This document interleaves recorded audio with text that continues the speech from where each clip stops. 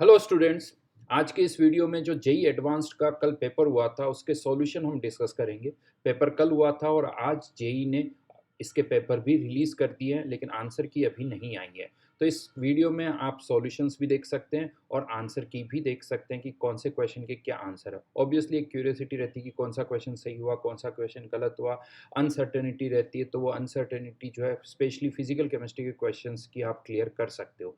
तो चलिए देखते हैं वन बाय वन करके फिजिकल केमिस्ट्री के क्या क्या क्वेश्चंस थे और उनके सॉल्यूशंस क्या होंगे, उनके आंसर्स क्या होंगे। तो पेपर वन से स्टार्ट करते हैं। पेपर वन में जो पहला क्वेश्चन था, अगर हम पैटर्न की भी बात करें तो पेपर वन में फर्स्ट जो क्वेश्चंस थे इनिशियली 2 डेसिमल प्लेसेस तक के करेक्ट आंसर आपको फिल करने थे। तो उसमें से पहला, दूसरा और तीसरा ये तीनों क्वेश्चन फिजिकल केमिस्ट्री से थे। तो देखते हैं फर्स्ट क्वेश्चन जो कि थर्मोडायनेमिक्स से है। बॉम्ब कैलोरीमीटर का क्वेश्चन हमें दे रखा है। बॉम्ब कैलोरीमीटर का क्वेश्चन है और यहाँ पर हमें standard molar enthalpy of formation for HGO find out करना है। तो सबसे पहले तो देखते हैं हमें हमारे पास यहाँ क्या क्या इन्फॉर्मेशन है। तो यहाँ पर अगर हम देखें तो हमें टेम्परेचर चेंज दे रखा है बॉम्ब कैलोरीमीटर का, और वो टेम्परेचर चेंज जो है वो दे रखा है यहाँ पर। अगर हम करें तो 312.8 और स्टार्टिंग टेम्परेचर है 298। This comes out to be 14.8, right. इससे हम ये फाइंड आउट कर सकते हैं कि कितनी हीट इवॉल्व हो रही है। तो Q will be equals to M S delta T, और यहाँ पर मोलर सिस्टम की हमें हीट कैपेसिटी दे रखी है और सिस्टम की हीट कैपेसिटी है 20 किलो जूल। तो 20 इंटू 14.8 किलो जूल जो कि आ जाता है 296 किलो जूल। और कह सकते हैं बॉम्ब कैलोरीमीटर जो कि कांस्टेंट वॉल्यूम पर होता है और यहाँ गिवन भी है फिक्स्ड वॉल्यूम, तो ये डेल्टा यू के बराबर हो जाएगा। बट टेम्परेचर इंक्रीज हो रहा है तो जो डेल्टा यू की वैल्यू होगी वो नेगेटिव होगी। अब यहाँ पर ये जो टेम्परेचर चेंज हुआ है वो कब हुआ, जब मरकरी के 2 मोल्स रिएक्ट कर रहे हैं। हमें डेल्टा यू नहीं, हमें डेल्टा एच फाइंड आउट करना है। तो पहले तो हमें रिएक्शन लिखनी होगी।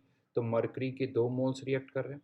जैसा कि मैं क्लास में हमेशा बताता आया हूँ कि ये ध्यान रखना कितने मोल्स की रिएक्शन हो रही। तो यहाँ पर इस रिएक्शन को आप कैसे बैलेंस करते हो ये बहुत ज़रूरी है। तो सिंस यहाँ पर 2 मोल्स ऑफ मरकरी जो कि HgO में कन्वर्ट हो रहे हैं, 2 times of HgO, oxygen excess amount में है, तो यहाँ पर ये रिएक्शन हमें लिखनी होगी। इस रिएक्शन का हमें डेल्टा यू पता है। अब हमें इस रिएक्शन का पहले डेल्टा एच फाइंड आउट करना होगा। तो delta H equals to delta U which is -296 kilo joule, remember this one, plus delta N G R T. तो यहाँ पर डेल्टा एन जी की वैल्यू अगर हम देखें, सॉरी ये भी गैस है, लिक्विड नहीं है।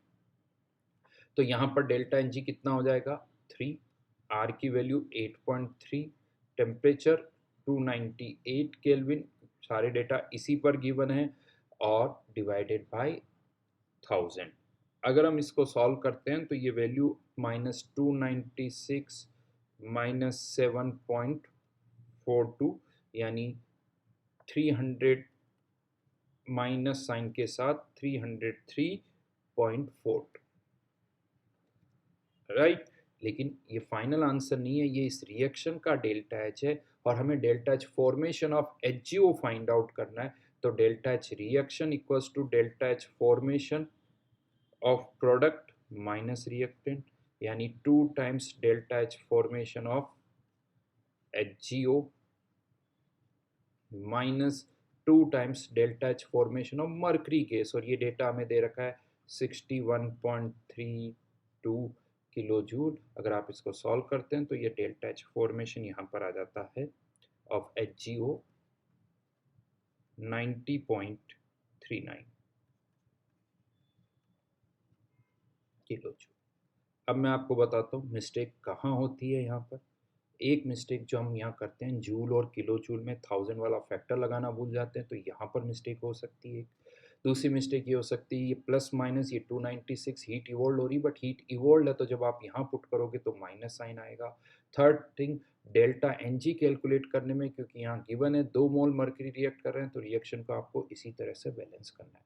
डेफिनेटली कैलकुलेशन भी है थोड़ी बहुत, तो कैलकुलेशन को भी आपको माइंड में रखना है क्योंकि 2 डेसिमल प्लेस तक एग्जैक्ट आंसर बन रहा है। देखते हैं जेई कितना क्या रेंज में आंसर देता है या रेंज में देता है या नहीं देता है, बट इस क्वेश्चन का जो आंसर होगा 90.39 किलो जूल पर मोल। ठीक है, सेकंड क्वेश्चन पर आते हैं। ये था थर्मोडायनेमिक्स से और delta H equals to delta U plus delta N G R T. इस पर पहले भी क्वेश्चन आए हुए हैं, बॉम्ब कैलोरीमीटर पे भी पहले भी क्वेश्चन आए हुए हैं। तो एक स्टैंडर्ड क्वेश्चन है, बट हाँ डिफिकल्ट क्यों हो रहा है, कुछ छोटी छोटी सी चीज़ें और कैलकुलेशन जो है उसके कारण ये थोड़ा टफर साइड में जा रहा है। क्वेश्चन नंबर 2 इलेक्ट्रोकेमिस्ट्री से है और ये आई थिंक इलेक्ट्रोकेमिस्ट्री का एक स्टैंडर्ड क्वेश्चन है। इसमें कुछ भी ऐसा नहीं है मेरे हिसाब से, पेपर में एक सिंपल सा क्वेश्चन है। अगर बेसिक्स पता है तो हम इजीली कर सकते हैं इस क्वेश्चन को। तो यहाँ पर हमें कुछ ई नोट के डेटा दे रखे हैं, जैसे MnO4 माइनस से MnO2 जब बन रहा है तो यहाँ पर 3 इलेक्ट्रॉन इन्वॉल्व होंगे और ये बन गया MnO2। इसका हमें ई नोट भी दे रखा है 1.68 वोल्ट। देन ये MnO2 जो है कन्वर्ट हो रहा है Mn+2 में। आई थिंक इसमें 2 इलेक्ट्रॉन इन्वॉल्व होंगे, Mn+2। ई नोट इसका भी दे रखा हमें कितना है 1.21। और फाइनली Mn+2 से Mn बन रहा है जीरो ऑक्सीडेशन स्टेट में और इसका ई नोट हमें दे रखा है -1.03। फाइनली फाइंड आउट क्या करना है, ओवरऑल यहाँ पर देखा जाए तो हमें इस रिएक्शन का यानी MnO4 7 इलेक्ट्रॉन से जब Mn सॉलिड बन रहा है तो इसका ई नोट हमें निकालना है। कह सकते हो उसके लिए इन तीनों रिएक्शंस को हम ऐड कर रहे हैं लेकिन ई नोट का डेटा ऐड नहीं होगा। अब हमें इसे कैसे करना होगा, डेल्टा जी में कन्वर्ट करके, यानी delta G1 plus delta G2 plus delta G3 equals to delta G final. हाँ लेकिन ये कह सकते हो डेल्टा जी में माइनस और एफ तो सब में कॉमन आता है, तो यहाँ पर आप इसको जैसा मैं क्लास में बोलता आया हूँ N1 E1 plus N2 E2 plus N3 E3 इस तरह से भी आप इसको कर सकते हैं ताकि कैलकुलेशन यानी एरर कम हो और कैलकुलेशन भी आप जल्दी कर सको। तो फाइनली जो E आएगा वो इस तरह से आएगा। फर्स्ट रिएक्शन में 3 इलेक्ट्रॉन, फर्स्ट रिएक्शन का E naught 1.68 N1E1 plus 2 into 1.21 minus 2 into 1.07 divided by overall reaction में अब कितने इलेक्ट्रॉन्स हैं 7। अगर हम इसको सॉल्व करते हैं तो ये आंसर आता है 0.771। हमें 2 डेसिमल प्लेसेस तक करना है तो I think answer will be 0.77 volt. Delta G से होगा, इलेक्ट्रोड पोटेंशियल डायरेक्टली ऐड नहीं होंगे, यानी इनको आप ऐड डायरेक्टली नहीं कर सकते हो, इन्हें पहले इलेक्ट्रॉन से मल्टीप्लाई करना होगा और फिर आप इसे कर सकते हो। तो बट ऐसे बहुत सारे क्वेश्चंस हैं, अगर आप कोई भी मॉड्यूल फॉलो करो तो उसमें इस तरह के क्वेश्चंस हैं, हर जगह आपको ये क्वेश्चंस मिलेंगे। जेई एडवांस ने इसमें एक चेंज जरूर किया है, मोस्टली क्वेश्चंस जो बुक्स में मिलते हैं उसमें 2 ही रिएक्शन इन्वॉल्व होती है, यहाँ पर उन्होंने 2 की जगह 3 रिएक्शन कर दी, ये एक चेंज वहाँ पर किया है। तो ये था क्वेश्चन नंबर 2 जिसका आंसर है 0.77। क्वेश्चन नंबर 3, ये क्वेश्चन है आयनिक इक्विलिब्रियम से और कह सकते हो इस तरह के क्वेश्चंस जेई में पहले नहीं आए। पहले जेई एडवांस में अभी तक H2CO3 NaHCO3 Na2CO3 इनके मिक्सचर्स पर क्वेश्चन नहीं पूछे गए, या बफर सॉल्यूशंस पर भी क्वेश्चन पूछे गए। तो बफर भी मोनोप्रोटिक एसिड बेस का था, बट ये डाइप्रोटिक एसिड बेस वाले बफर पर पहले कभी क्वेश्चंस नहीं पूछे गए, पहली बार इस तरह का क्वेश्चन पूछा गया। अब क्वेश्चन आता है कि इन सब के 0.01 मोल्स मिक्स करें तो क्या ये सभी एक साथ एग्जिस्ट करेंगे या ये आपस में रिएक्ट करेंगे। तो यहाँ पर आप कह सकते हो कि ये एसिड है, ये स्ट्रॉन्ग बेस है, तो सबसे पहले तो कह सकते हो कि हाँ ये H2CO3 और NaOH ये एक साथ एग्जिस्ट कर ही नहीं सकते, ये आपस में एक रिएक्ट करेंगे और क्या बनेगा इससे NaHCO3। एसिड बेस रिएक्शन है सिंपली, साथ में क्या बनेगा वाटर। हाँ अब आप कह सकते हो ऑलरेडी इसके 0.01 मोल्स हैं, इसके भी 0.01 मोल्स, इसके भी 0.01 मोल्स और एसिड बेस है, ये पूरे रिएक्ट करेंगे 100% रिएक्ट करेंगे। तो अब इसके 0.01 और बन जाएंगे तो इसके हो जाएंगे 0.02, वाटर भी बनेगा ठीक है, बट टोटल वॉल्यूम 100 ml ही है। यानी फाइनली सॉल्यूशन में अगर हम देखें तो फाइनल कंपोजिशन क्या होगी सॉल्यूशन की? एक तो उसमें NaHCO3 है, जिसके अब कितने मोल्स हो गए? 0.01 पहले था, 0.01 और बन गया तो 0.02, और साथ में क्या है? Na2CO3, और NaOH और H2CO3 कंज्यूम हो गए। ये क्या बन गया? एक बफर सॉल्यूशन बन गया। बफर सॉल्यूशन, तो यहाँ पर हम इसके लिए हेंडरसन इक्वेशन लगा सकते हैं, और इसके लिए फॉर्मूला होता है pH इक्वल्स टू pKa2, क्योंकि ये जो H प्लस आइन देगा, ये दूसरा H प्लस आइन देगा, plus log concentration of salt, ये सॉल्ट है, कार्बोनेट आयन की कंसंट्रेशन 0.01 अपॉन NaHCO3 की कंसंट्रेशन 0.02, pKa2 की वैल्यू दे रखी है 10.32, पुट करेंगे ये सब तो ये आंसर आ जाता है 10.02। तो दो क्वेश्चन में अगर पहले से पता हो, नॉलेज हो, तो क्वेश्चन में कैलकुलेशन नहीं है, क्वेश्चन आसान है। लेकिन अगर इस तरह के क्वेश्चंस अगर पहले से नहीं किए हैं कि कौन रिएक्ट कर रहा है, कौन आपस में रिएक्ट करेगा, अगर ये नहीं पता है तो अगेन एक अच्छा क्वेश्चन कहूँगा जो कि जेई ने पहली बार दिया। इससे पहले कभी जेई ने इस तरह के क्वेश्चंस नहीं दिए हैं।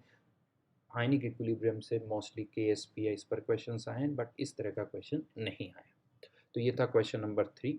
आगे बढ़ते हैं।